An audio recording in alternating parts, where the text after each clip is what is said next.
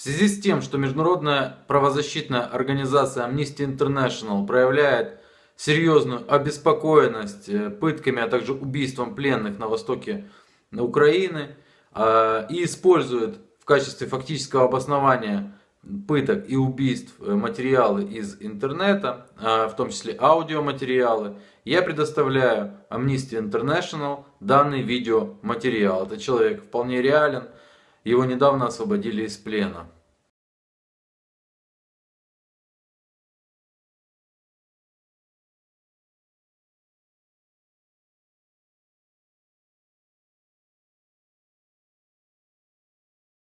3 марта около 3 часов дня в доме, который возле монастыря находится. Я там в этот дом пришел, туда ворвалась группа людей в черном, которые сразу же начали выражать оружием. Сначала вообще не понял, что происходит, а они потом начали говорить, кому ты помогаешь, ты помогаешь этим врагам, это россияне. То есть потом начали там и чеченцев вспомнили, и всех вспомнили. Пока с командиром ихним мы там словесно перепирались, а остальная эта вся банда начала там в доме забирать, что понравилось, там какие-то вещи и так далее, инструмент, что видели. Ну и потом, собственно, меня там они еще все, что понравилось, забрали, погрузили в машину, сказали все комнаты открыть. Вывели меня за калитку, и там уже стоял микроавтобус. Меня туда сзади посадили в багажник и повезли, как я понял, в Благодатное на блокпост. Там перегрузили в другую машину, повезли в Мариупольское СБУ. Мариупольское СБУ, место так более чем мрачное.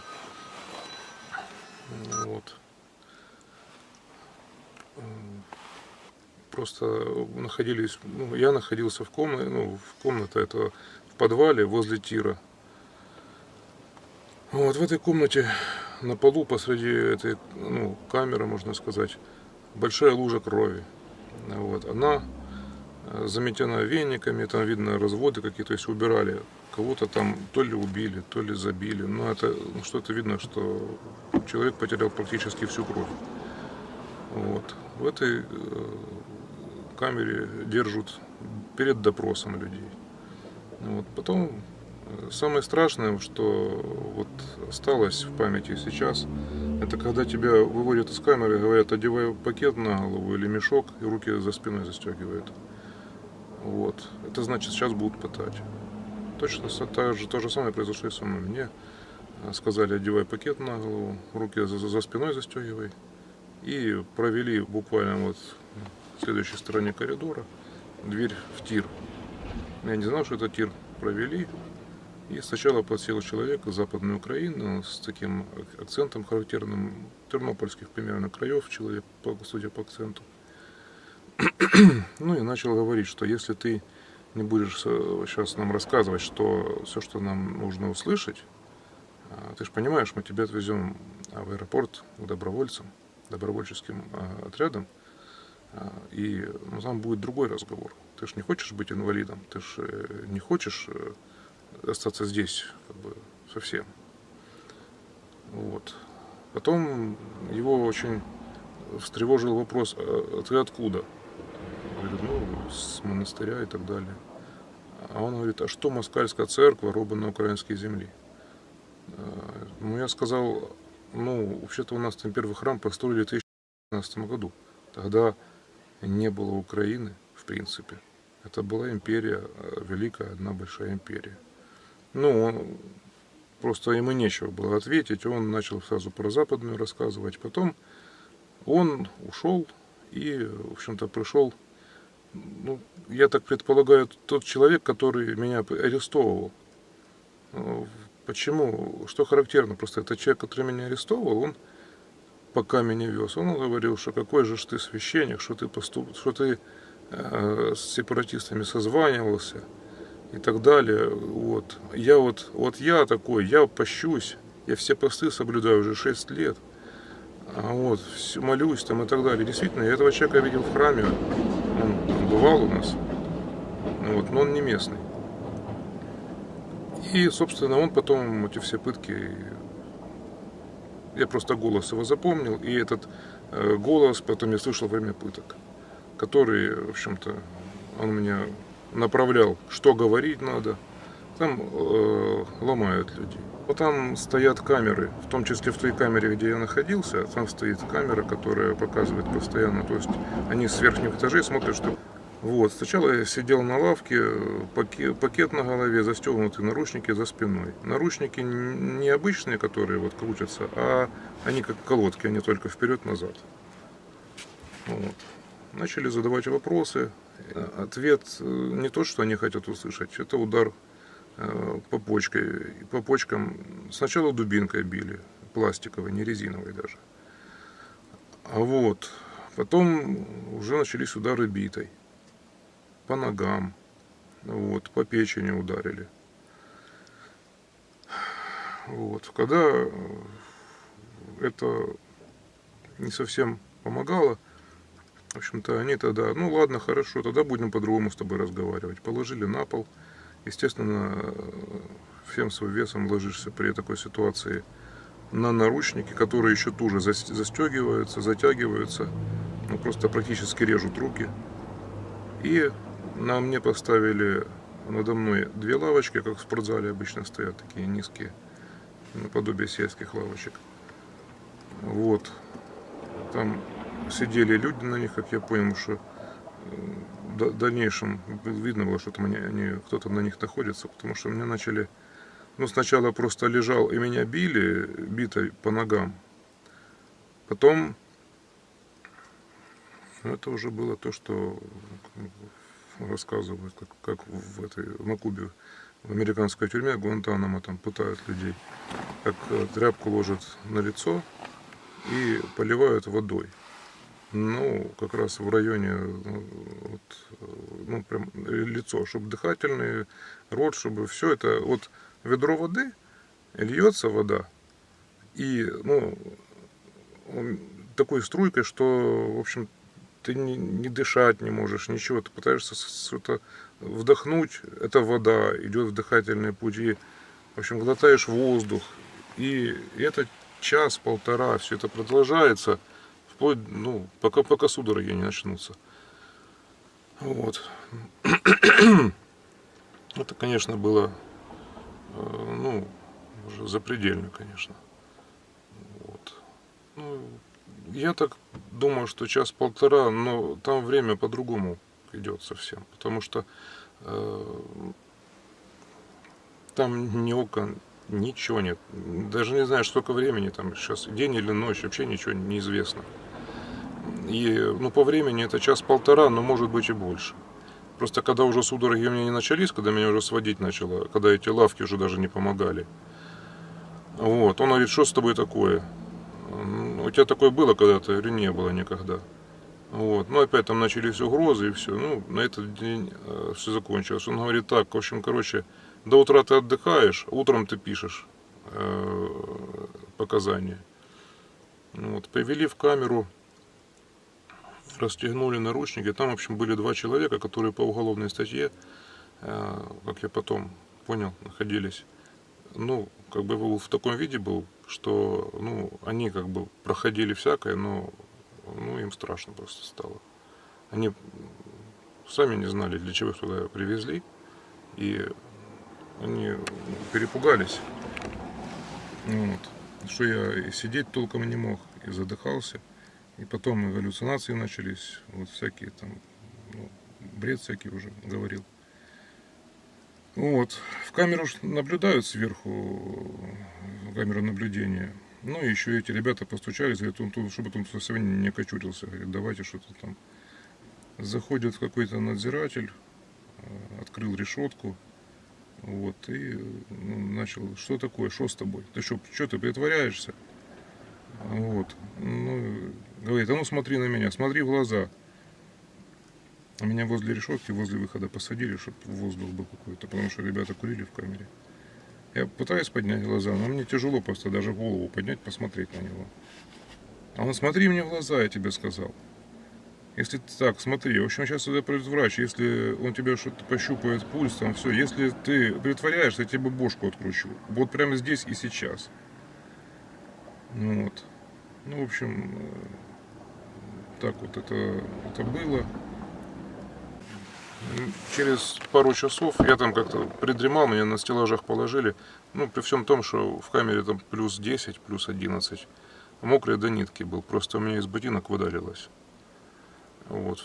В тире еще холоднее было. То есть вся одежда высыхала на мне. Вот в таком состоянии мне сказали ночью, как я понял, потом спросил у дежурного. Да, это было уже около 11:30 ночи. Он меня забрал в тир. Вот, давай, пиши показания. Вот, я их писал часа 2 или 3. И ну, все то, что заставили говорить. Потому что, когда я озвучивал, ну, как оно было, собственно, правду, нет, брешешь, было вот так-то. И пока не скажешь «да», ну, поливают, бьют, еще шокером тоже. Ну, много десятков раз ударили шокером по ногам, в спину. Вот. Ну, такой вот метод дознания был. Но ополченцы, которые попадали вот в камеру, где мы ожидали этих всех вопросов, это много ребят видел ополченцев, привозили, увозили. Они рассказывали, что в этом тире происходит. Там говорили, что они были свидетелями того, рассказывали, что человека ставят к мишени, вот, и издалека стреляют, задавая вопросы. Неверный ответ, это уже человек получает ранение в ногу, в руку и так далее. Ни один человек сказал уже, что тогда говорили, что в Мариупольском аэропорту сделали дыбу, на которой подвешивают людей. Вот, наручники за спиной застегивают, продевают веревку, кольцо под потолком в комнате и, в общем, подтягивают веревку вверх, и человека, в общем, выворачивают суставы плечевые. И в таком положении он висит, и если неправильный ответ, и веревку тянут, в общем-то, понимаете, что происходит. Ну вот. Потом рассказывали, что в этом же тире есть свидетельство того, что пытали женщин. Вот, к груди пристегивают железные крокодильщики такие с проводами к какой-то электромашинке, я даже не знаю, что это. И, в общем, очень мощным разрядом там, ну, в страшное состояние людей вводят и выбивают таким образом показания. Потом еще в Харьковском СБУ, когда сидел, там были ребята-ополченцы с Луганска, с ЛНР. Они были взяты с поля боя, и перебитые ноги были.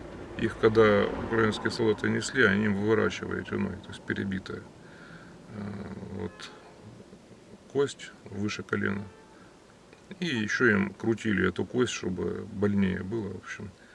И надо сказать, что украинские врачи отказываются лечить наших солдат.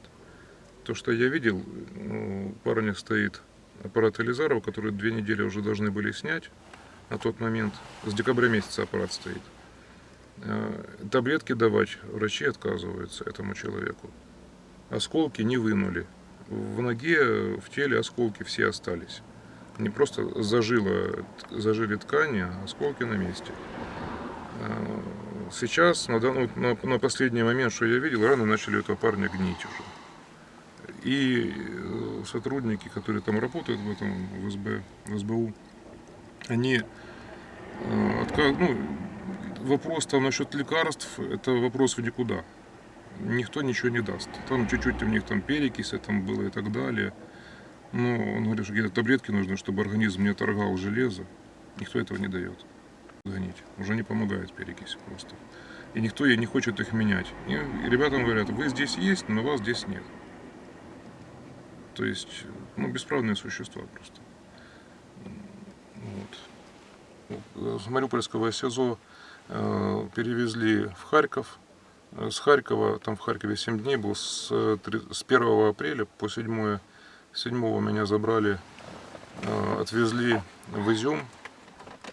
Ну, с Изюма потом несколько часов пробыл в Изюме в подвале какой то ли военной части, то ли какой-то комендатуры была, не знаю. И потом оттуда меня забрали в Краматорск, поселили в казарму, там где добровольцы украинские. Вот. Когда с Краматорска поехали мы в Майорск под Горловкой, вот там несколько часов ждали в машине, пока приедут наша сторона пока приедет. Вот. Начался бой где-то рядом. Вот. Потом меня пересадили в УАЗик военный. И вы на этом УАЗике привезли в часть, где стоит, ну, там стояли машины украинские, солдат очень много ходило. Вот. И, естественно, ну, сработала мина-ловушка. Видимо, слышу по рации, там кто-то кричит: ДРГ Сепарский прорывается, давайте. Вот, поддержку. В общем, это бой был, настоящий бой, все это рядом, это буквально там в нескольких сотнях метрах. Вот. Такая вот большая неизвестность. Сидишь и не знаешь, чем это сейчас все закончится. Довезут тебя до точки обмена или не довезут. Ну, вот потом там связались с начальством со своим и повезли на точку обмена меня. Вот, на точку обмена привезли, там стояла машина наша, комендатура. Вот. Ну, дальше уже там как в Москве все было, потому что как бы там уже другая реальность началась. Когда ребята меня забрали, перевезли несколько километров, там уже меня ждали. Это микроавтобус белый, вот, с ребятами, журналистами. И уже поехали с ними в Донецк. Они меня уже привезли. Ну, конечно, мы сейчас в сложной ситуации оказываемся. И хочется как бы по поводу того, почему меня именно взяли, почему человека из монастыря. Достопамятное событие такое было 23 февраля прошлого года, когда сбежал наш бывший президент. Не помню, как Бригинца звать. Иван Бригинец, по-моему, депутат. Вот, да. Ну, в общем-то, он выступил с громким заявлением о том, что Янукович спрятался у нас в монастыре, или там миллиарды свои спрятал у нас в монастыре. Уже на утро у нас там журналисты были, в общем-то, там такое вот шумно было. Вот. Приехали журналисты в бронежилетах. Но суть не в том. Просто откуда такая информация появилась? Вечером перед тем, 22 февраля, напротив монастыря находится магазин, там, бакалейные. Люди стоят, естественно, на подпитии. Когда проходили там наши монастырские люди, вот эти вот люди, ну, алкоголики, сказали: о, сбежал этот Янукович, ну, наверное, может, он у вас прячется вообще. В общем-то, и тут же утром появляется информация, что Янукович прячется у нас. Потом тут же снимают утром репортаж, когда один человек из местного населения, он там спиной его показывает, он рассказывает, что вообще на самом деле эти монахи, это не монахи, это ряженые, мы все тут их называем ряжеными. И даже мне приписывали, что якобы я никакой не монах, а на самом деле, что я сотрудник ФСБ, понимаете? Большую часть сознательной жизни служу Богу. Вот. И то есть вот такие вот источники информации у СБУ. Это алкоголики, это какие-то там, да, то есть бригинцы всевозможные, взбалмошные и так далее. Потом один человек попал в СБУ тоже, его там допрашивали, спрашивали, сколько сепаратистов в монастыре. Вот, в общем-то, и он понял, как он рассказывал, что они считают, что там все это просто какие-то там одетые люди. То есть это, понимаете, это психиатрия уже. Это просто уже психиатрия.